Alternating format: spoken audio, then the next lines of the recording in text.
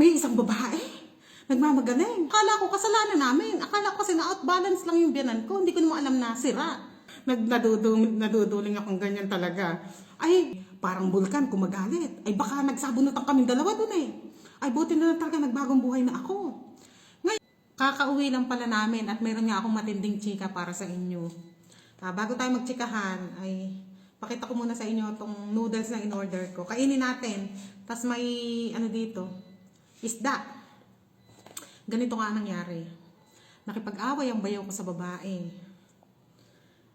Talagang natulala na lang ako. Kasi nga, lumabas kasi kami ngayon dahil birthday ng bayaw ko bukas. Bukas, ang iti-treat niya, lalabas sila ng mga kaibigan niya. Kaya ngayon kami, inilibre niya kami nila Ami. At saka pinapalitan namin yung damit na binili niya kay Abu saka kay Ami, sabihanan ko. Pinapalitan namin kasi nga malaki, pinapalitan namin na maliit. Ngayon, nung papauwi na kami, bibili lang kami ng tubig Sa escalator, nag-escalator kami kasi matagal yung elevator Isa lang kasi elevator doon sa mall sa Multan. Multan yun. Multan Mall. Ngayon, nag-escalator kami kasi isang floor lang naman hindi na naglaging na out of balance yung biyanan kong babae. Di ba sabi ko sa inyo, yung biyanan kong babae, mabagal-bagal na lumakad yung kasi nga hirap na out of balance. Akala namin talaga na out of balance. Akala namin talaga yung kami may kasalanan ganito. Ngayon, ang kagandahan talaga sa malakas tumili, yung pala ang kagandahan sa malakas tumili, hindi ko na ito nakain. Kasi malakas akong tumili, di ba? Ang una kasing sumakay, ay buti na lang kanyo sira yung tsinelas ko. Pakita ko sa inyo yung tsinelas ko. Sira yung tsinelas ko. Bumigay ang tsinelas ko. Kasi kung hindi sira ang tsinelas ko, ako ang umaakay sa biyanan kong babae. Kung ako umakay, baka gumulong kaming dalawa. Buti na lang sira. Kaya ang sabi ko sa bayaw ko, ay ikaw ang umalalay kay Ami, sabi ko. Ikaw umalalay, sabi ko. Kasi hirap din ako maglakad kasi nga sira yung tsinelas ko ba. Ngayon, ayan, siya ang umaalalay. Ngayon, biglang si Ami saka yung bayaw ko, magkatabi yan sa escalator Inaalalayan niya nga. Tapos, ang sumunod, nasa likod ni Ami, biyanan ko lalaki. Tapos sumunod ako. Ngayon, aakyat ko pa lang sa escalator. Sunod-sunod nga kami. Yung mga bata nasa unahan na. Mabibilis yun Mga sanay kasi, di ba? Ayan. Sumakay ako. Kakaakyat pa lang ng escalator ko. Kung baga kakasampa ko pa lang, baka kaangat pa lang ng isa kong paye. Nakita ko nabubuwal sila, pero hindi naman sila maingay ba? Kumbaga, Ami, sabi lang ng bayo ko, yung hindi man lang sumisigaw ba, ako na talagang nagtitili ako. Sabi ko, talagang, buti na lang narinig nung lalaki yung pagtili-tili ko. Nagtatakbo, biglang pinindot yung emergency stop. Yung stop, pipindutin yung red, di ba, mag-stop. Kung hindi siguro narinig agad yung tili ko, baka gumulong yung mag-ina. Kasi pabuwal na rin yung bayaw ko. Nakita ko, pabuwal na rin bayaw ko Tapos yung biyanang ko rin lalaki, umaalalay, mabubuwal na rin. Buti na lang talaga, napindot agad. Kung di ako malakas tumili, baka hindi narinig agad ng lalaki. Nagtatakbo nung narinig ako nagtitili Saka lang nagtatakbo, maganda rin pala kaki malakas tumili. Sabi ko. Tapos ayun, bumaba kami. Alang reklamo yung bayaw ko, kami reklamo. Bumaba kami. Doon kami sa tapat na ng elevator. Sabi ng bayaw ko, ako na lang aakyat, bibili. Ngayon, biglang, nung umakyat yung bayaw ko sa escalator, bigla rin bumaba. Galit na galit. Sabi niya, ipinapa-stop yung escalator. Sabi ko, bakit? Sabi ko, what happened? Sabi ko, why you're angry? Sabi ko, hindi ako pinapansin. Basta galit na galit siya. Hindi na ako nagsalita ba? Kasi hindi ako pinapansin. Galit na galit lang siya. Ngayon, ang nangyari pala, nung pag-akyat niya, kumbaga meron dong security sa taas Sinabihan siya na, alam mo ba, panglima na yung mother mo na aksidente ngayong araw. Sabi, kasi sira nga yung elevator escalator. Kumbaga, di ba yan, umaandar yung hagdan. Di ba yung hawakan, umaandar rin. Bigla palang nag-i-stop. Yung biyanan ko siguro nakahawak, biglang umi-stop. Na-outbalance siguro.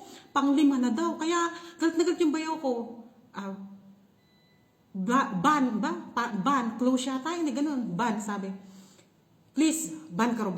Ganyan yata sabi niya, isarado, i-stop daw yung escalator. Kasi, kung karab. Oo, karab yata. Yung broken, ganun. Yung sira, karab. Sabi.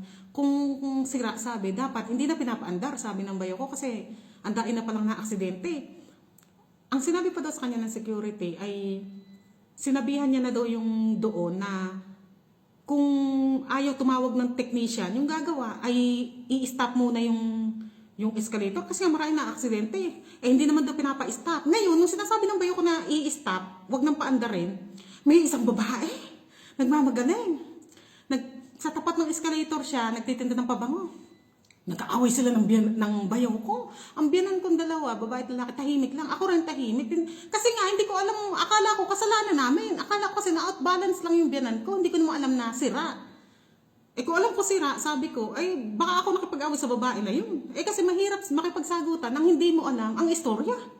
Kaya nga ako hindi ako sumasagot, hinahayaan ko lang sila. Nakatingin lang ako, nanlilisik lemat ako sa babae, talagang naduduling akong ganyan talaga. Ay, buti na nga lang kanyo talaga ako. Ay, sobrang proud talaga ako sa self ko kasi kaya ko na mag-control ng galit. Kahit naiinis ako sa babae, hindi ko pinatulan. Ay, kung nung kabataan ko na ako parang bulkan kumagalit, ay baka nagsabunutan kaming dalawa dun eh. Ay, buti na lang talaga nagbagong buhay na ako.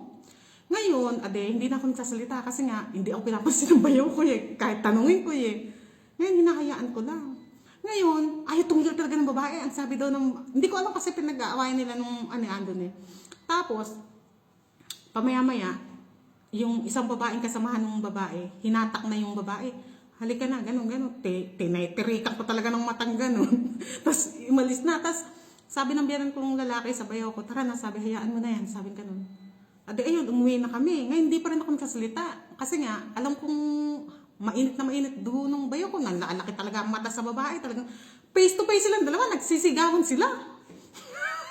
Sabi ko, nung nasa kalagitnaan na kami ng daan, sabi ko sa kanya, alam ko kasing kahit papano, huminahon na yung galit, ganun. Kumbaga, hindi na nag-uumapaw ang galit niya.